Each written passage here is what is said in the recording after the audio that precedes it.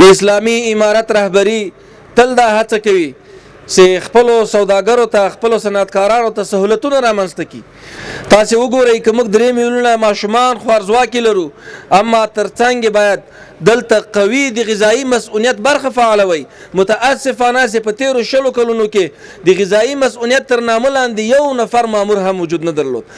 صرف د عامه روغتیا په وزارت کې د صحت محیطي پر د ریاست تر چتر لاندې یو امریت وو چې دغه پرسونل هم 12 نفر وو. په 12 نفرو باندې یو 40 میلیوني نفوس لرونکی هیواد څنګه ته کنټرولولای شي چې هلته ته غذایی مسؤلیت ته کار وکړي. د درملو په برخه کې کچیرته موږ بحث وکړو، دلته خلک رټل سوي، دلته خلکو ته ستونزې ایجاد، دلته له خلکو څخه رشوتونه غوښتل کېدل. که موږ طبي تجهیزاتو ته راسو هم په همدې ډول کچیرته زه ته خپل تولید ولرو بیا په خپل پښو ولاړو، که زه ته خپل ښه روغتون ولرو، خپل ښه تشخیصي وسایل ولرو، خپل ښه درمل ولرو، خپل ښه ډاکټر ولرو، نو څه به ضرورت وي چې زما او ستا افغانان د نورو هیوادونو په بارډرونو کې ذلیله پراته وي. هر کال 400 میلیونه ډالر د دې هیواد څخه د ماوړې ته افغانان بهرنیو هیوادونو ته د خپلو ناروغانو د تشخیص او درملنې لپاره وباسي. دغه پیسې به بیا نه وتلې. 80% د افغانستان د عوامو خلکو مصارف په مریض باندې مصرفیږي. 80% عایدات په مریض بیرته مصرفیږي. که دغه برخې معیاري وي بیا به دغه مصارف په مریض دومره نه مصرفیږي. اول خو که چېرته دلته د غذا برخه مسؤونه وي، که دلته دوا او تشخیصیه وسایل با کیفیته وي، نو دومره ناروغۍ به بیا نه وي. ساري ناروغۍ خو به بیخي راکمې سي او غیر ساري ناروغۍ به هم تر ډېره حده کنټرول وي. د مریض تشخیص به اسانه وي، تداوی به په کمو پیسو اسانه او ارزانه وي، او بیا به د ماوړې تا خلک د ماوړې تا د ولس کورنۍ د هغه اقتصادي بحران څخه راوځي. هغه پیسې چې په خپلو ناروغانو مصرفوي هغه به په تعلیم مصرف کړي، هغه به په کورني اقتصاد مصرف کړي، هغه به د خپل ژوند د پرمختګ لپاره په یو شي باندې په داسې یو شي مصرف کړي چې هغه د دوی د کورنۍ د ټولنې د بقا سبب ګرځي. متاسفانه چې دې برخې ته کار نه ده سوی. د اسلامي امارت تاسې تعهد وګورئ چې په ډیرو کمو امکاناتو سره له ډیرو اقتصادي بندیزونو سره له دې چې تر اوسه پورې هیڅ چا په رسمیت نه وي پیژندلي، بیا هم د خوړو او درملو ملي اداره د وزارت حیثیت ورکول سوی، د وزارت قدر تشکیل لري. په 14 ولایتونو کې د کابل په شمول نن سبا موږ او تاسو الحمدلله خپل تشکیلات لرو، مستقل ریاستونو او امریتونو په ولایتو کې لرو. 6 لابراتوارونه د اوس زموږ تحت کار دي، 4 ډېر ستر داسې لابراتوارونه چې حتی موږ او تاسو به بیولوژیکي تولیدات په هغه کې کیفیت به معلوموای سو، لکه واکسینونه او هارمونونه. دا هم پر روان کال کې کېدای شي په بودیجې کې په نظر کې ونیول سي. کوشش مو همدا ده، او که په بودیجه کې امکانات نه وو نو د خصوصي شراکت یا پی پی پی له لارې به موږ اعلان ته سپارو او کار به شروع کیږي. دا څه دي؟ دا د دې هیواد او د دې نظام تعهد ده. د دې په خاطر چې د موږ داخلي تولیدات تقویه سي، د موږ صنعتکاران نور هم تشویق سي، او په دې برخه کې موږ په خپلو ودرېږو، نو موږ په ټولو قاچاقو بندیز لګولی. اوس څوک نشي کولی چې درمل قاچاقي راوړي. خامخا به راځي، 10% او 20% به اوس هم راځي، خو په مستقیم ډول لکه څنګه چې مخکې په مستقیمو لارو راتلل اوس دا امکان نه لري. او هغه 10% او 20% چې اوس هم قاچاق را روان ده، په دې کې موږ تاسو ته اطمینان درکوو. په دې برخه کې موږ ډېر کار کړی ده او لا هم دا پروسه روانه ده.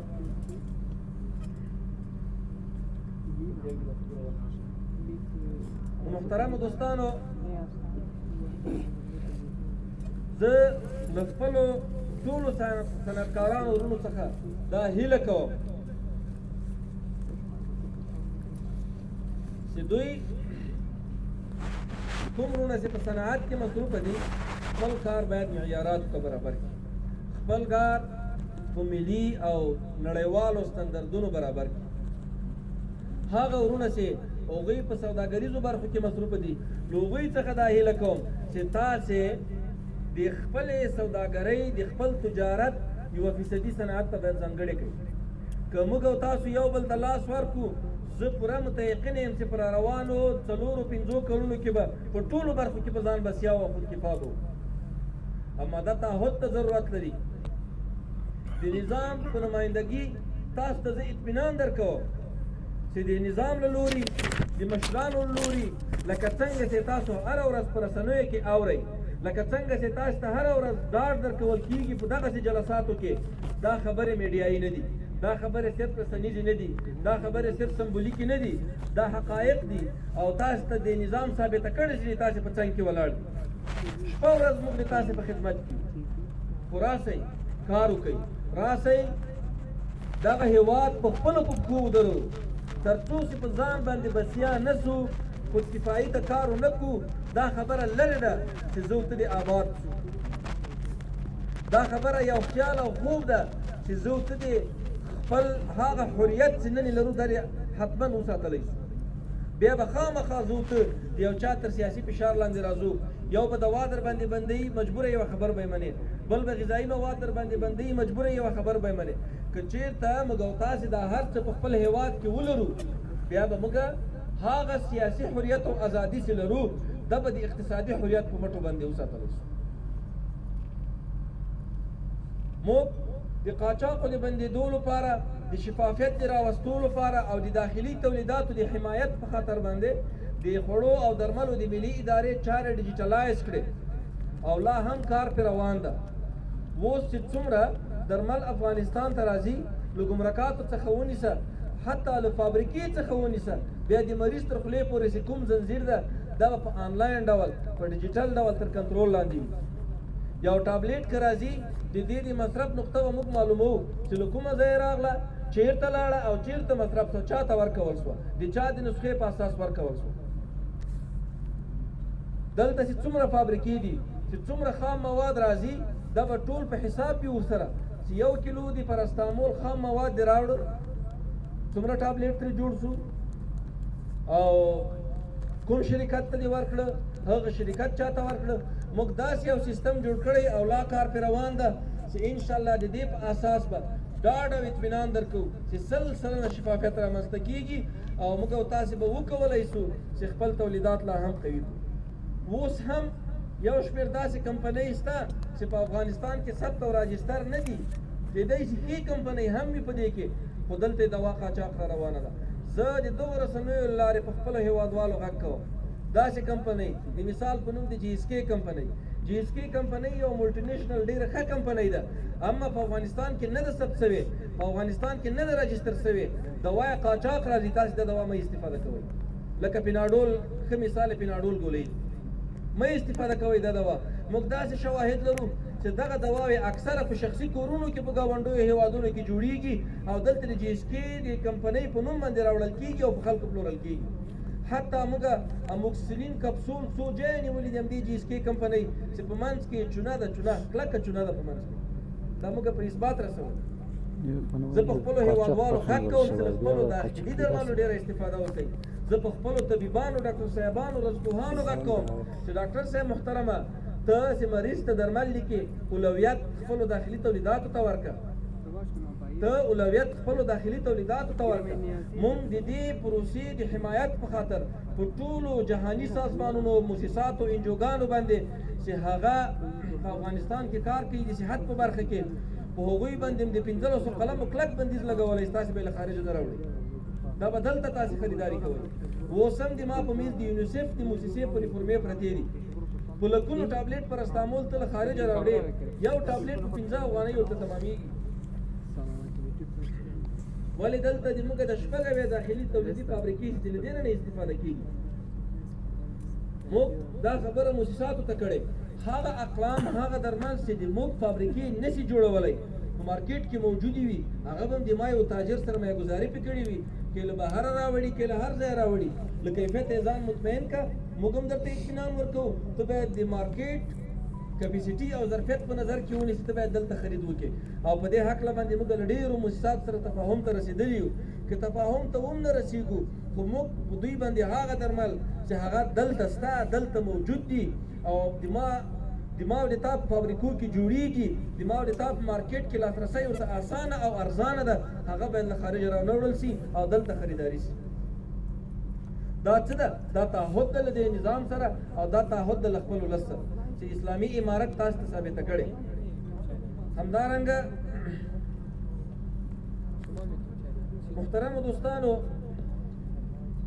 داسې د ما خبرې ډېرې زیاتې نه شي او وخت کم ده، دلته مشران نور هم شته. څو لنډو نقاطو ته اشاره کول غواړم.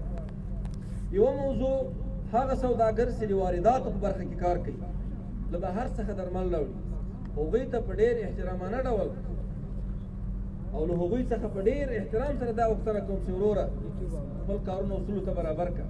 د خوړو او درملو ملي ادارې چې کوم طرزالعملونه او قوانین او اصول درته جوړ کړي د شریعت په چوکاټ کې جوړ دي. موږ چې دلته هر څه جوړو اول موږ استفتاء کوو چې آیا د ما دغه قانون دا مقررات دغه اصول دا طرزالعمل خو به د شریعت په ټکر کې نه وي. موږ دغه اوس وخت کې په د لنډو 15 ورځو کې د هوټل پروان په سیمه کې په کورونو کې داسې فابریکې نوم نه څوک اخیستلی، داسې څومره ګیر کړي چې د فابریکې نوم یې ورکړی په کور کې جوړوي او ټاپه یې پرې لګولې ده میډ ان پاکستان، میډ بای فلانی کمپنۍ دی، پاکستان کمپنۍ نوم یې ورکړی، یا د ایران ورکړی، یا د ترکیې ورکړی، یا د بل هېواد. دا ظلم ولې کوي؟ دغه پیسې چې ته په دې باندې ګټې، آیا دا فکر تا کړی چې سبا ته مرګ هم شته او حساب او کتاب هم شته؟ ګورئ دا ملت ډېر ځورېدلی ملت ده، دا ډېر کړېدلی ملت ده. له دې سره ظلم زیاتی کول ډېر غلط عواقب لري. که موږ چېرته په دغسې جرمونو باندې څوک ګیر کړو، موږ د چا مراعات بیا نه کوو. موږ په دې برخه کې جدي اقدام کوو، عدلي او قضایي ارګانونو ته به معرفي کېږي.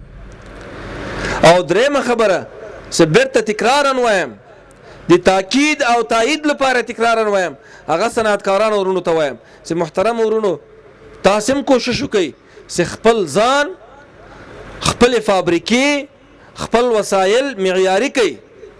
خو الحمدلله تر ډېره ځایه موږ مطمئن یو، خو هغه یو شمېر فابریکې چې اوس هم ستونزې لري، هغوی که په خپله نشي کولی په سهامي ترتیب دې مخته لاړ شي، 4-15 نفره د شریکان شي. ښه مثال یې په قندهار ولایت کې سنو پارما ده. سنو پارما 1 کسان پکې شریکان دي. معیار تاسې ګورئ چې الحمدلله د بیګا شپه د ما سره یو ډاکټر صاحب و، زه د شپې ناوخته لاړم، هغه ډاکټر صاحب ما ته دا قصه وکړه. په ننګرهار کې خپل کلینیک لري، وایي ډېر ښه معیار، ډېر ښه کیفیت لري، هر مریض ته چې دا دوا ما ورکړې ده ډېره ښه نتیجه یې ورکړې. موږ داسې تولیدات هم لرو.